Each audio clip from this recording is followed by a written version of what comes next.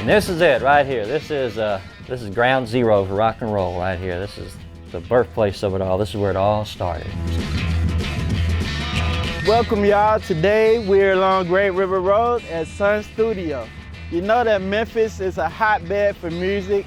We have the great Elvis Presley, people associated with Memphis like B.B. King, 3 6 Mafia. So let's go inside here today and see what music history we can find at Sun Studio.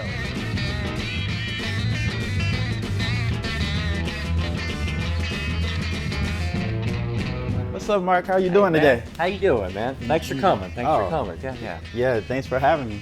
So what you going to show me today? Man, let's go ahead and see where it all started right here. We'll give you a little tour of the birthplace of rock and roll, Sun Studios. Y'all follow me, man. Come on. All right, So yeah, well, we're going to start the tour upstairs. Upstairs is kind of like a little gallery. It's the very early days of the studio. I like to tell folks it's everything before 1953, before Elvis, of course, the blues, because it all started with the blues.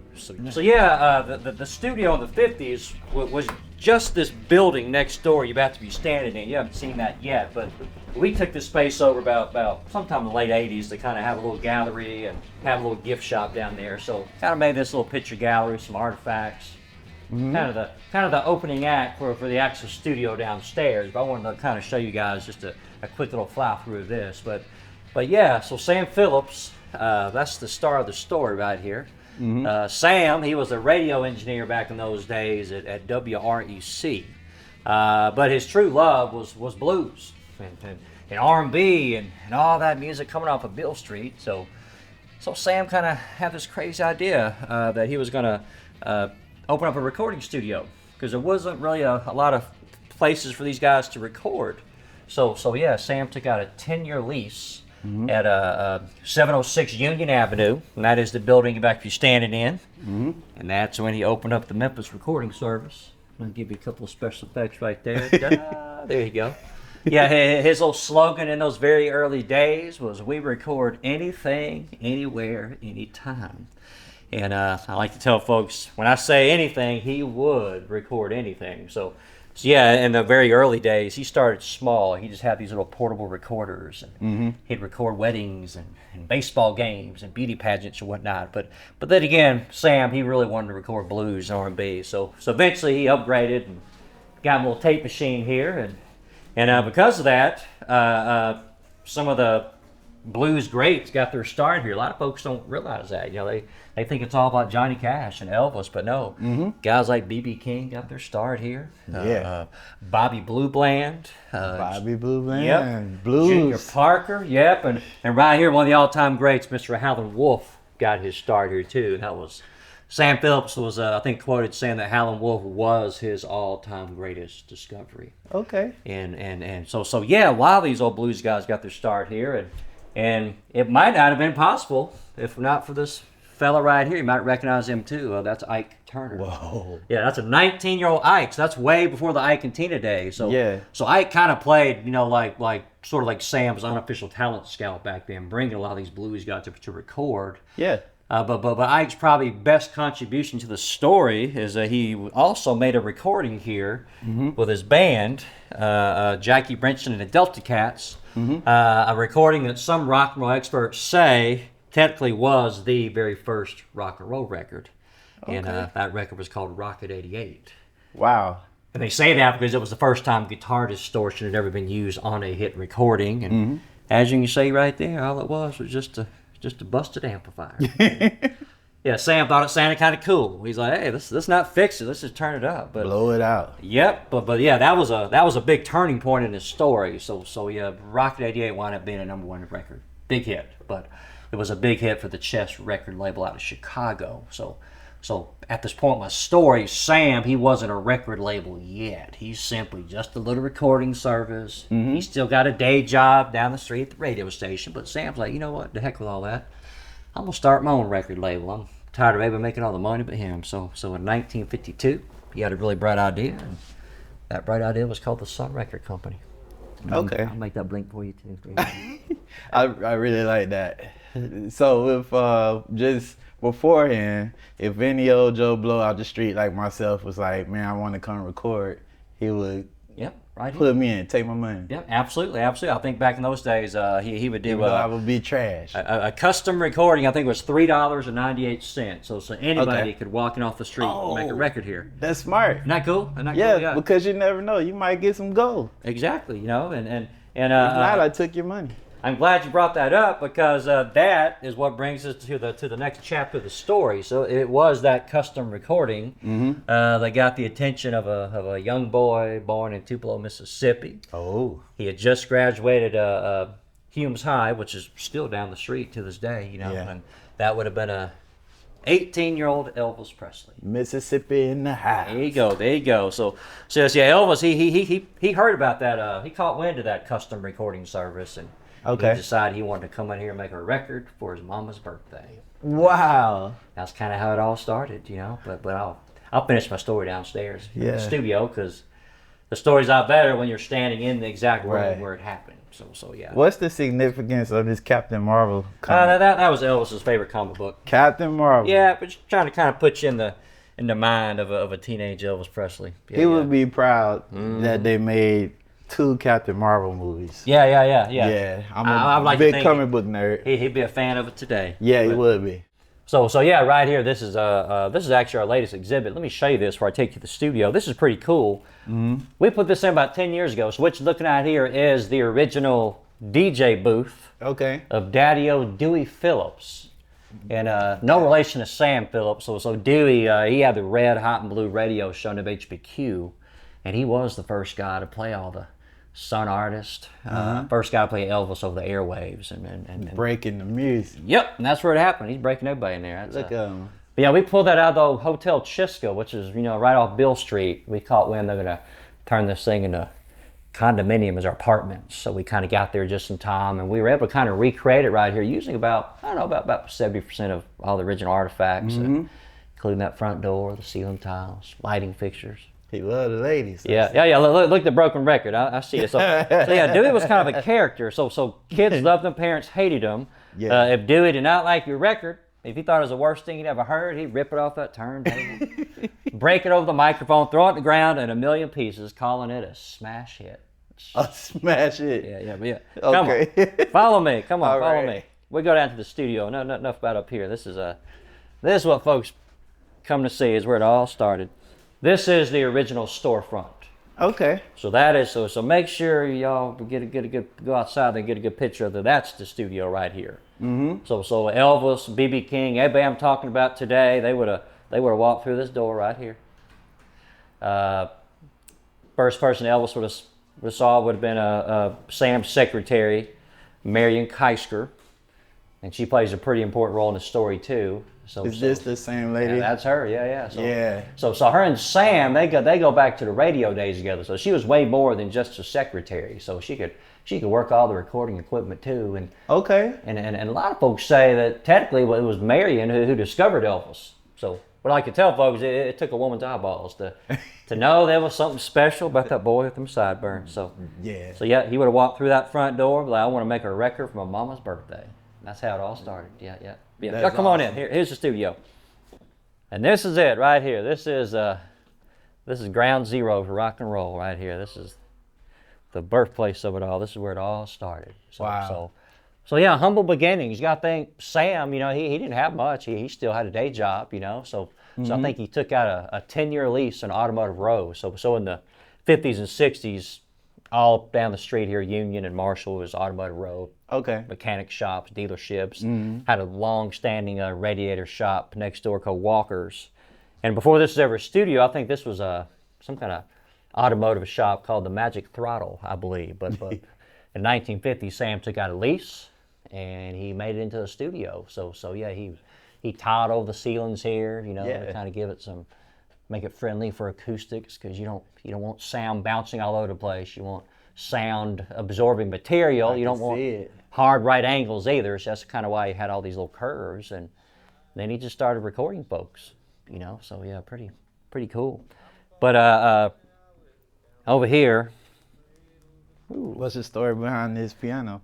Let's see. That's just an old organ. We try to. We're still a fully active studio. So we still try to have everything you would need to make a record here. So I don't think they were rocking organs here in the 50s, but since then we were always recording bands. We get folks from all over the world here, you know. So to this day we're getting folks. We had a session last night. People still record? Yep. Since the heyday, like I said, it ain't all about Elvis and Johnny Cash and B.B. King. We had U2. They did that Rattle and Hum record here with B.B. King. Okay. On that exact drum kit, which is kind of cool. Wow, that is cool. Yeah, man. We had a lot of people record. You name it, everybody's been here. We did a session for, if you like country music, had Winona Judd here a couple of years ago. Okay. She did a session here, and then mostly it's just folks folks like me and you, just super fans who want to record where all the heroes recorded. I had a guy a few months back, all the way from Greece. He came in here and he just wanted to sing an Elvis song where Elvis sang a song, and so he stood right there on the Elvis X, and he sang his song as his wife was in tears. This X or this X? That X right there. We call that the Elvis X. This. Stand on it. Okay. How's it feel? Kingly. Kingly. I like that. But yeah, Sam kind of had it all figured out. In the old days, there wasn't all that recording technology we have now. So you just only had a couple microphones. So if you wanted to get a good mix, you just had to get people standing in the right place. You know what I mean? Got you. If the guitar man was too loud, you didn't turn him down. You was like, guitar man, let's move that mic off a little bit. You know what I mean? Or however it worked out. But yeah, he would always put the spots. That spot there was Scotty Moore, the guitar player. You know, he always liked to put the guitar player over there. Even though every session is different. But this is my favorite, next to the Elvis X. Bill Black was Elvis's bass player, but you can still see a little hole in the floor from the end pin from all those years of rocking, which I think is kind of cool. Okay. It's the little details there. Look at it. It is. Yeah, so I think it's kind of neat. Okay. But a little 90-degree angle. Yep. But yeah, this is kind of the gist of it. That big photograph there is pretty recognizable. Everybody knows that photo, the $1 Million Quartet. I'll tell you about that real quick. So that's crooning. Yeah, definitely in here crooning. So. Yeah. So yeah, the story goes on that is it was actually a recording session for Carl Perkins. That's the dude in black doing a follow-up to Blue Suede Shoes. Okay. Elvis at this point in the story, he's a couple years have passed in the timeline. So now Elvis is the biggest thing in the world. So he's already left Sun and gone on the RCA, been on TV. But yeah, apparently he came home for Christmas, December 4th, 1956, and I guess he missed all his old buddies, and he wanted to say hello to Mr. Phillips. So he walked through that front door unannounced, crashed Carl Perkins' recording session, and that recording session immediately turned into a jam session. I bet. So it might wind up being one of the most infamous jam sessions of all time, happened right there, which I think is kind of cool. You can even see how the acoustical tiles still match up with that photograph. Yeah, that's dope. Yeah. But yeah, what a lot of folks don't know though is it was that jam session and that photograph was what would launch the career of an unknown piano player from Faraday, Louisiana. There he is on the left, my man right there, Mr. Jerry Lee Lewis. Jerry Lee Lewis. Yeah, so Jerry Lee was pretty much a nobody. He's just kind of a kid, hired by Sam to play on a Carl Perkins session that night. I think he already had maybe one single out on Sun or a couple, but yeah, apparently as the story goes, old Jerry Lee Lewis stole the show that night. That's what he does. Even Elvis is like, Mr. Phillips, what's up with that crazy dude on piano? So Sam took notice. It wasn't long after that, Jerry Lee Lewis would end up being the biggest selling artist here at the Sun record label. So it's a lot of folks. Even bigger than Elvis. He outsold everyone here. Yeah. So okay. You got to think with Elvis, this place here long. Yeah, this was the early days. This was kind of the launching pad for Elvis, and in those days, Sam didn't quite have the money to invest and get the distribution and get the reach that Elvis needed, and he knew that. So Elvis's contract was going to expire anyway, so he sold Elvis after about a year and a half, reinvested in his label. And then by the time old Jerry Lee Lewis came around, he had a little bit of dough, and then he it paid did off, another one. So Jerry Lee kind of reaped all the benefits of Sam actually having a bigger label at that point in the story. Cause that's really cool. Years later. Yeah, I see the same picture here. Yes, that is. I found that a few months ago, and I thought I hung it up in here. That is the original newspaper clipping. Yeah. And as you can see, somebody got cropped out of the photo. What's up with that, man? I know. Make sure y'all get that right there. Yeah. Somebody got cropped out of the photo. But if you read that article, it says that was Elvis was home from Vegas, so that was Elvis's house guest. That's what they call her, house guest. So smart man. I'm sure that has a little different meaning now. Right. Yeah. So we ain't gonna talk about that. But I see the way they made room for the king that night. I know. That was definitely an orchestrated photograph by putting Elvis at the piano. Yeah. We all know Jerry Lee Lewis was the piano man, but yeah, it was a great photo, and yeah, Sam recorded every bit of it, which was pretty gutsy to do since Elvis was on RCA. He could have gotten sued for a lot of money, but yeah, he just held on to it for decades, and then somebody unearthed those recordings probably about 20, 30 years ago and re-released them, as the $1 Million Quartet. So, but it's just them hanging out. This the control room That's in the here? control room there. Yeah, come on in. Okay. And these do these guitars, and is this a bass? That's an upright bass here. What's the significance of these? Well, again, we just try to have everything someone would need to make a recording here. But yeah, in the old days, man. And people still use these instruments. Yeah, they still rock the upright bass. You don't want me to grab one, cut up. So yeah, that was all about it. But yeah. A lot of these actually have acquired autographs over the years, Really? Of course, we still play them, so these autographs are rubbed off, unfortunately. But I see. Okay. The best is Scotty Moore. That is the man. That's the man who actually made this guitar famous and was the guitar man behind all the Elvis recordings here. He signed that before he died. Oh, there's old Gene Simmons of Kiss right there. What? Yeah, he was here. Yeah. They did. I think they did. Remember, you had that reality TV show. Yeah. What was it called? Family Jewels. Anyway, he was in there for that. Yeah, we don't. We've had a lot of people, Somebody told me Ozzy signed it, but I don't see the autograph here. Dale Watson. There's a bunch of things. Okay. Anyway, yeah. Yeah, I was wondering if they were usable. Yeah, no, we still use them. I definitely won't touch it because all I would do is break it. Touch it. I would break it. Touch it. Yeah, I'm not worthy. A lot of these were donated to us. We had y'all probably know, we had a Gibson factory here forever, for a long time. And they donated a lot of these to us over the years. And yeah. Some of these came out of our little cafe. They look really cool.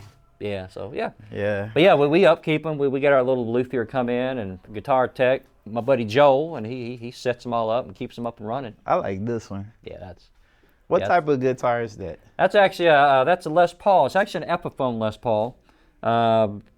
Gibson makes Epiphones. That's kind of more the budget line. So that's sort of like folks like me and you can actually afford to play with. Right. You know what I mean? So yeah, these probably put you about $600 or $700, which is not a lot in guitar world. You go to the real Gibson, you're paying thousands. Yeah, nah. Yeah. So Gibson knows they gotta be able to put guitars in everybody's hands. Cater to the people, man. Yep. Yeah, this is the control room here. To the common man. Okay. I wrote this out. This is just a better way of saying keep out. Okay. But, yeah, Johnny Cash only beyond this point. Are we allowed Thanks, to come in? You're allowed. Come on. All right, there we go.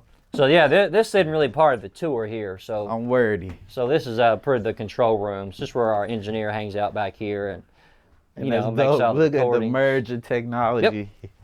So this is where this thing is still functional. Yeah, we still use it. Yeah, we still use it. Mic freeze. Isn't that cool? Look at that. Yeah. So that is just like the one Sam had here back in the 50s. So this is pretty much the way it was back in the day. So, okay. So if you can imagine a young Sam Phillips sitting right there in that chair and looking out over everybody, seeing Elvis there, kind of probably wondering who that kid with the sideburns is. You just walk through the front door. What's that kid want? But yeah, we got a lot of this old gear here, and we keep up with it, man. This machine still works here. I know it did.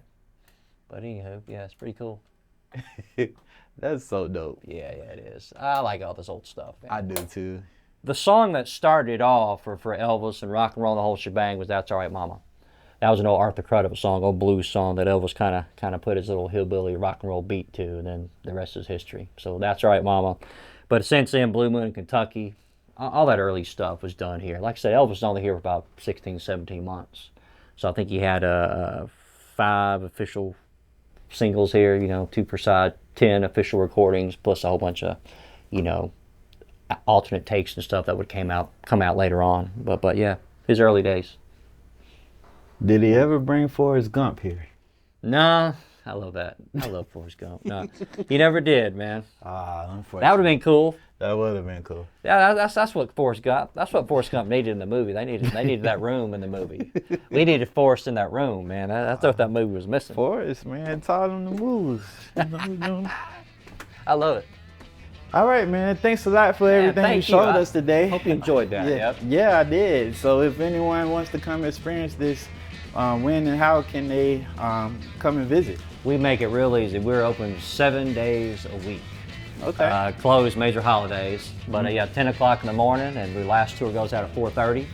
And usually we close the door by 5:15 or whenever folks are finished shopping. We don't kick you out. So we make it real easy. Yep. Okay. All right. Well, y'all get over here. Absolutely, man. Thank you again. All right. Thanks for coming. All Hope right. y'all enjoyed it.